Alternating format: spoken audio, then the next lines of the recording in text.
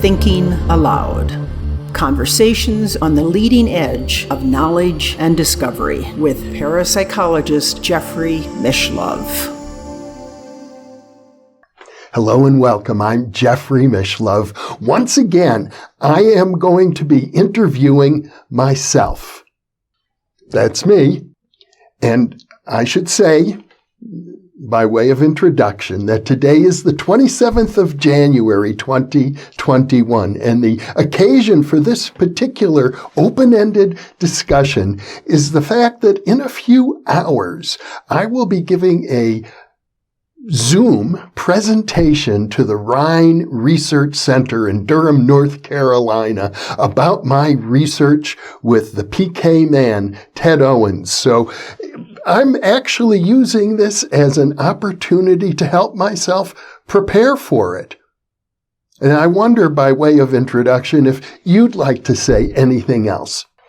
Thanks for asking me, because I know there's a lot of depth both to the question of the Rhine Research Center, founded by J.B. Rhine himself, the father of modern parapsychology, the story of Ted Owens, which is certainly one of the most amazing things, not only that I have ever encountered in my life personally, but I can say that the person who was the co-author of the original manuscript upon which my book, The PK Man, was written, was D. Scott Rogo. Scott was a distant cousin of mine, a good friend. He was also a parapsychologist himself, and in fact, very well read in the history of parapsychology. Amongst his many other books was Parapsychology, A Century of Progress. And it was his opinion that the Ted Owens case is unique in the history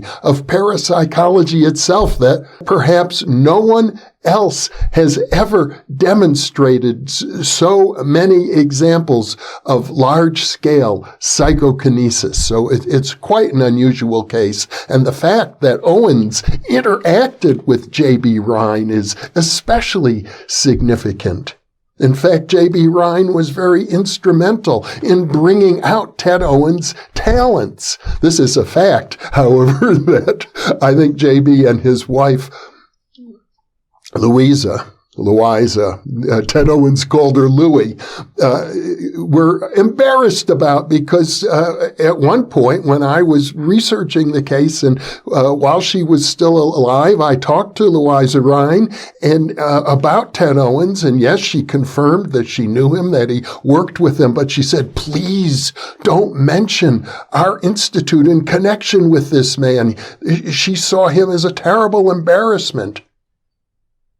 Now, I also want to add that there's a deeper level yet to be described here, and I'm going to say that it has to do with Kabbalah, with Jewish mysticism, not just Jewish mysticism, mysticism in general, because I think at some level, yes, there are unique cultural variations on mystical traditions, and Kabbalah is quite unique, but the principles apply universally. And the principle is what I would call stories within stories within stories. Now, this is very self-evident in Kabbalistic mysticism, where every word is made out of letters, and every letter is a word, and each of those words are made out of letters, and each of those letters are additional words. So it's an infinite regress. You can never get to the bottom of all of the stories involved.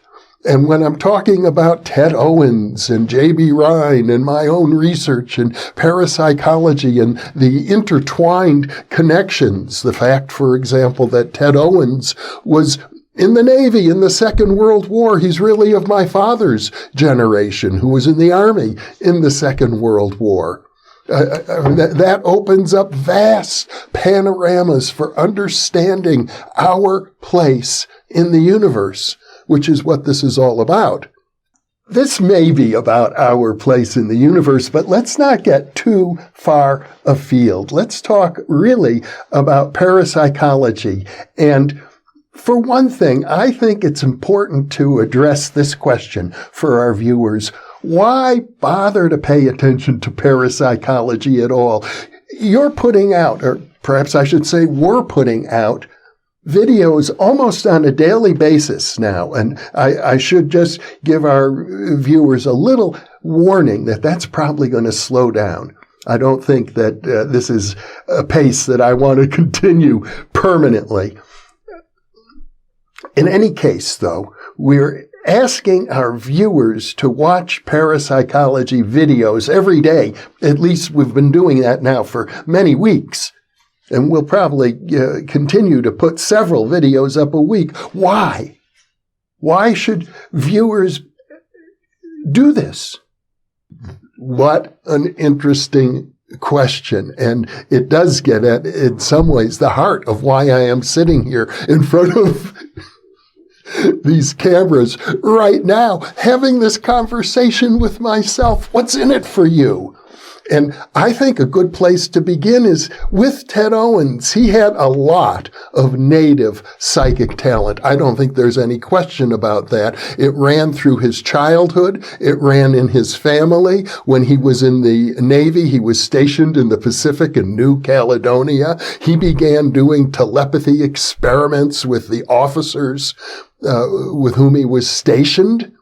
He also had some very mild, I think, examples of potential psychokinesis. And he wrote to J.B. Rhine from New Caledonia while he was in the Navy. And J.B. Rhine wrote back to him. He had set up some experiments that he was doing with the naval officers. He believed he could read their minds. And here's what he reports. It's quite fascinating. He would visualize rays of light coming out of their forehead, reaching up to a big light in the sky, as I recall, or somewhere above them in the room. And then he would look above their head, in between the two rays of light, and he said he could see their thoughts. He would ask them to concentrate on a thought, and then he'd write down what he saw. For example, in one occasion, he saw a streetcar, and he drew a little picture of a streetcar. Then he asked the officer, "What were you thinking about?" The officer said, "Well, I'm from San Francisco. I'm thinking about the cable cars." San Francisco is famous for its cable cars, which are little streetcars that run up and down the hills of San Francisco, being pulled by cables that are under the street. So it was pretty much a direct hit. And Ted Owens wrote to J.B. Rhine. This is in the 1940s. And J.B. Rhine answered him and gave him some pointers as to how he could develop better controls for this research. So when Owens got out of the Navy, I think it would have been about 44, 45 or so, he had no work, and he described to me, I questioned him in depth about his history, and he said, "Yeah, I was out of the Navy. I didn't know what I was going to do. I went home to Bedford, Indiana, and my aunt came to visit from New York City. And I was telling her I had had this conversation or this correspondence with J.B. Rhine, the famous parapsychologist. Rhine achieved a measure of fame in the 1930s when he first wrote his book about extrasensory perception and all the card guessing experiments he had done. And the aunt said, "Oh my goodness, you should get him on the phone right now. Call long distance." And he did. And Rhine said to him, "Funny you should call.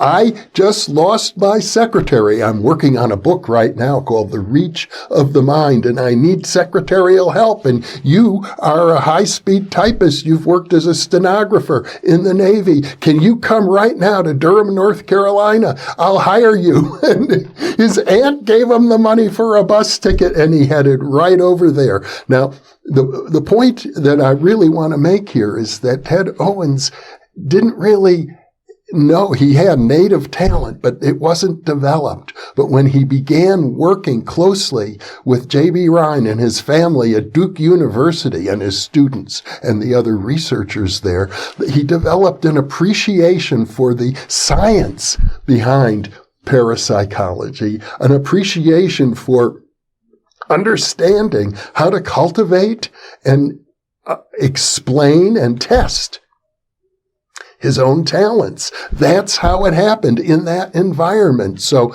to answer the initial question, one of the reasons anybody would want to study parapsychology is ultimately to understand themselves, to understand the latent capabilities of their own consciousness. Now, not everybody is going to be a Ted Owens. It's like not everybody is going to be Babe Ruth who plays baseball. But everybody can exhibit some ability.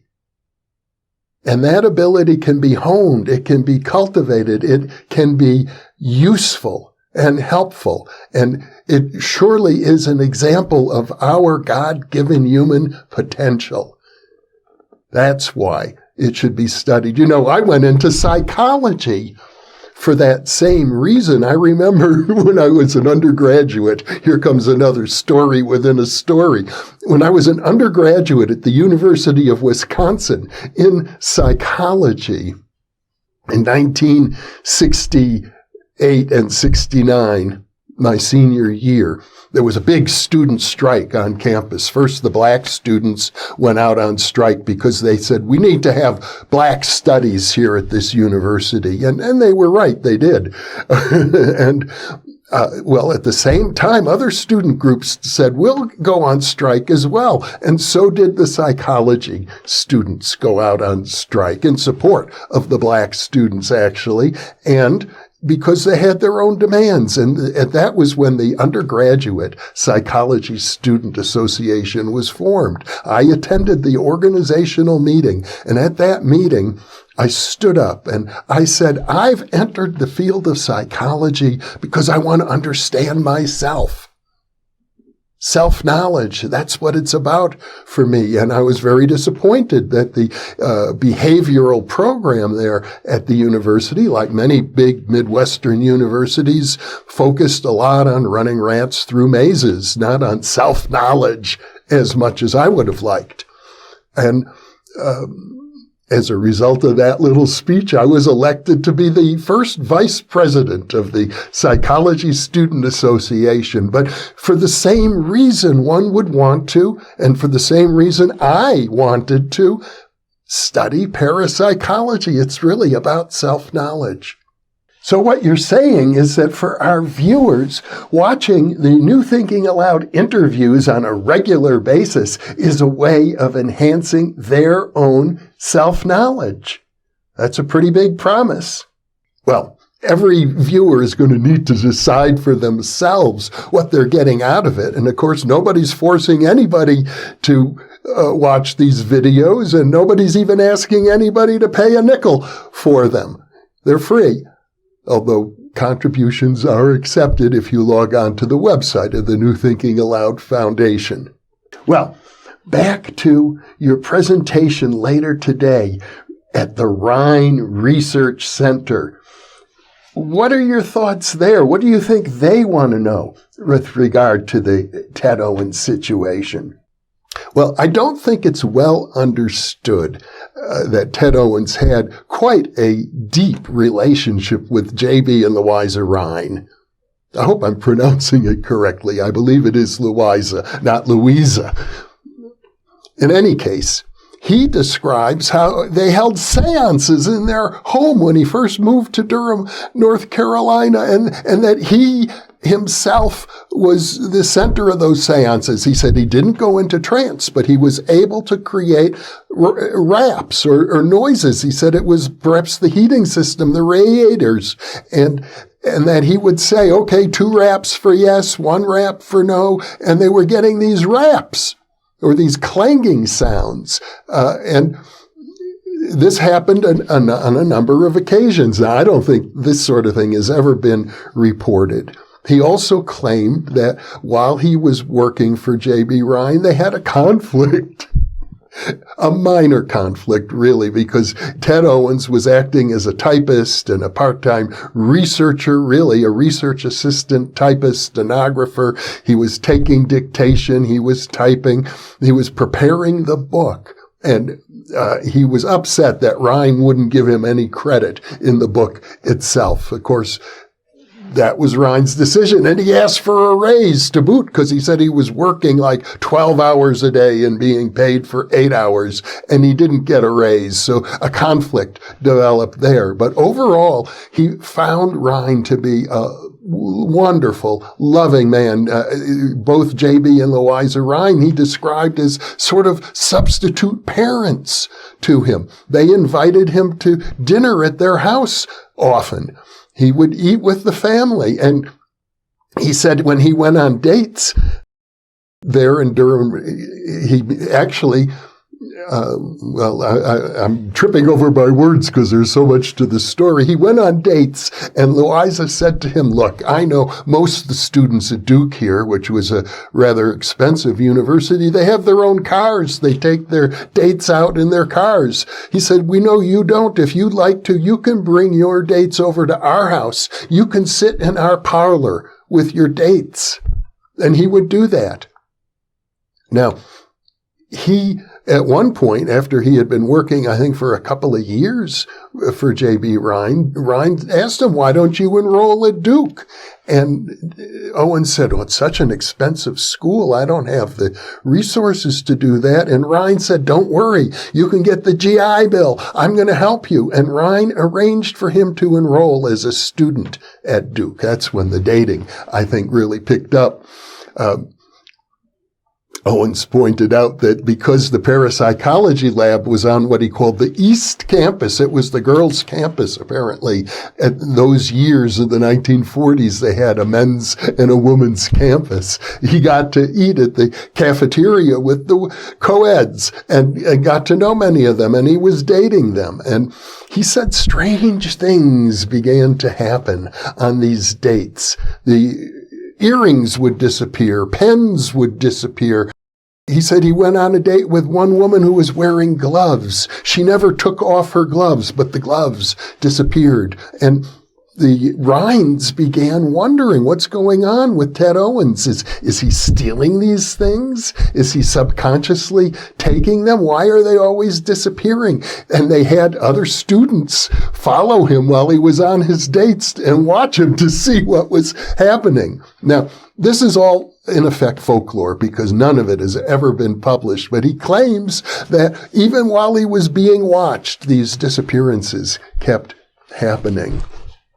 On one occasion, he told me that he made a scissors levitate. Nobody has been able to acknowledge that that happened. The people, and I talked to them, of course, it was decades after the fact. And the people there remembered Ted, but it was in this context, this ambiance, where Rhine was always playing around, thinking of new ways to explore psychic functioning, that Ted began to unfold his own abilities. So, in effect, what you're saying is that when people become more and more familiar with the language, with the methods and approaches used in parapsychology, it creates a cognitive structure that enables people to feel more comfortable allowing their own abilities to unfold. That's a very good way to put it. A cognitive structure is very important for people because people feel afraid of this ability. For one thing, it's not socially approved of in many, many contexts. You don't want to talk about it. I can tell you this. Every single parapsychologist I know has stories that when they give a talk or a lecture, people will come up and say, can I tell you about my experience? And then they typically will say, I've never told anybody else before. People don't feel safe talking about these things. So simply by putting this material out, I get it. What you're saying is that by putting this material out, you're creating a social structure, a cognitive conversation in the community that gives people permission to open up a little bit. You got it.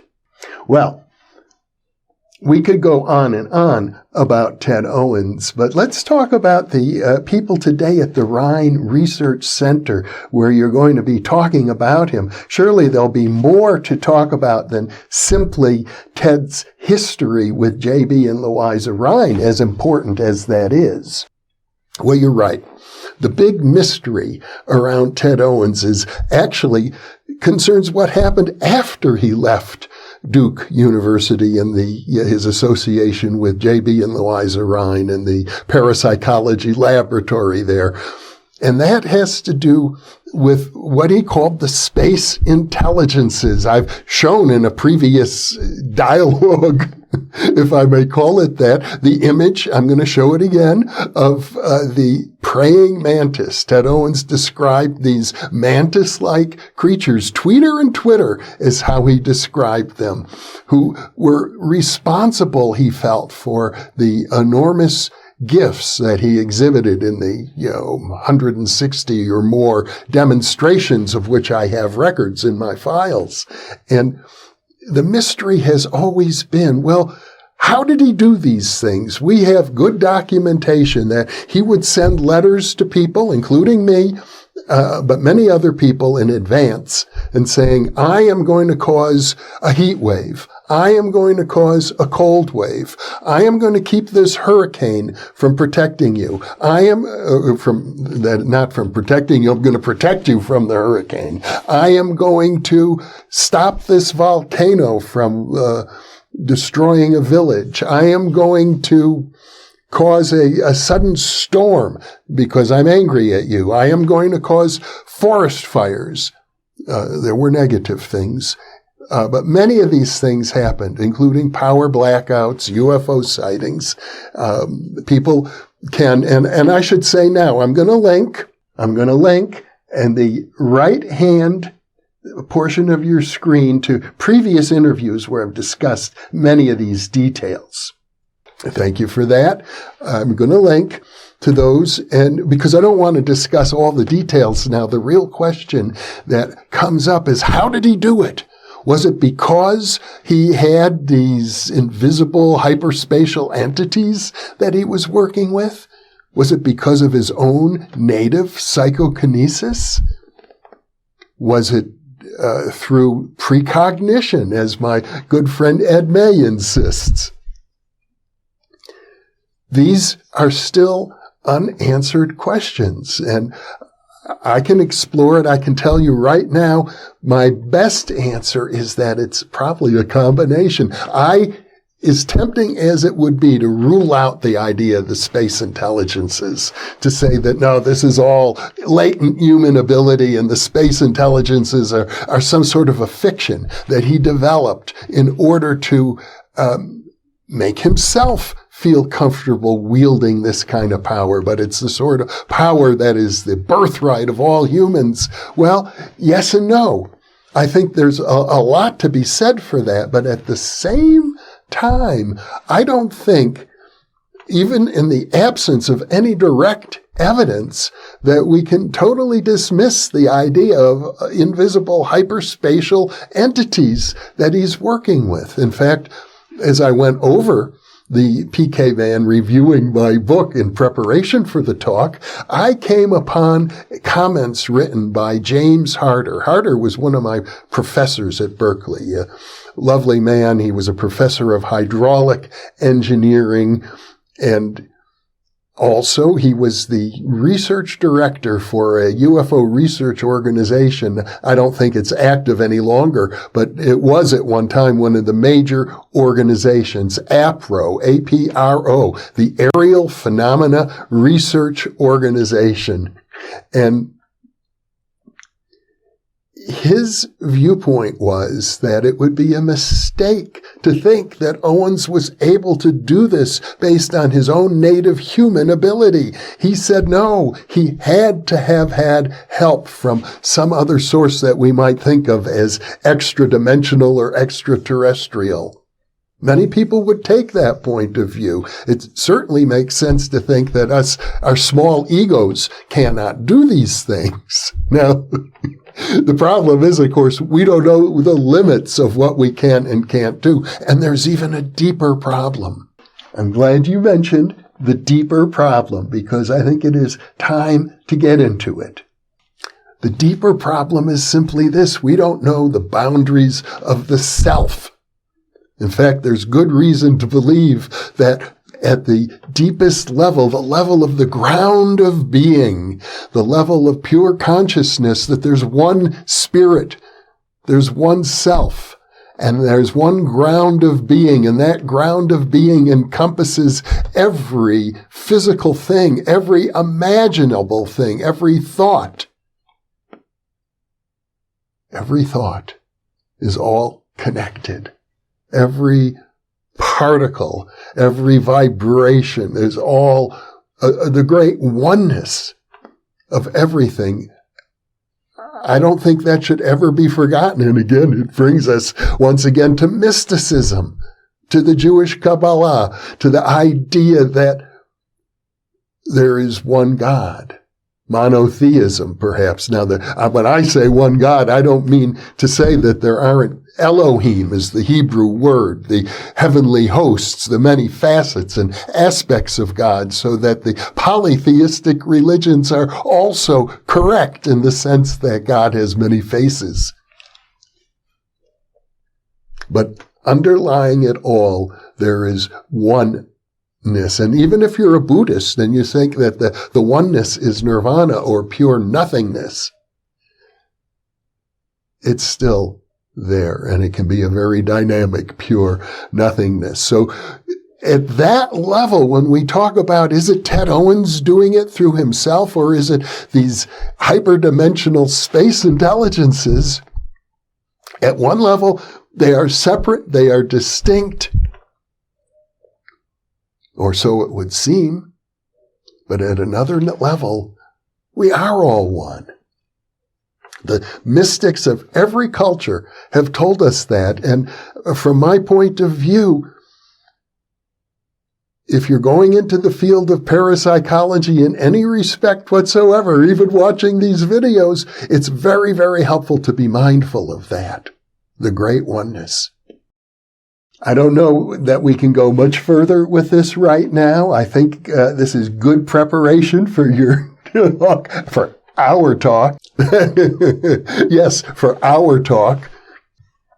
So, in closing this video today, I'd like to thank you for being with me.